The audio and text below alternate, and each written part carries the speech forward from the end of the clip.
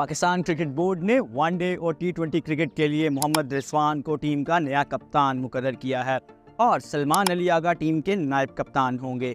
अगर मोहम्मद रिजवान के कैरियर पर एक नज़र डाली जाए तो 32 साला मोहम्मद रिजवान का ताल्लुक पाकिस्तान के सूबे खैबर पख्तूनख्वा से है। उन्होंने अपने कैरियर का आगाज़ 2015 में इंग्लैंड के खिलाफ रावलपिंडी में एक रोज़ा मैच से किया। रिजवान ने अपना पहला टेस्ट मैच न्यूजीलैंड के खिलाफ 2016 में खेला। मोहम्मद रिजवान ने अब तक कुल 35 टेस्ट मैचेस खेल चुके हैं, जिनमें उन्होंने 2009 रन्स बनाए हैं और 171 रन्स नॉट आउट उनका बेहतरीन स्कोर है।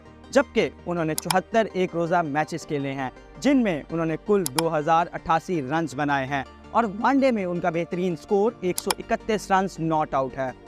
अगर टी20 की बात करें तो मोहम्मद रिजवान ने अब तक 102 मैचेस खेले हैं, जिनमें उन्होंने 3313 रन्स बनाए हैं और 114 रन्स उनका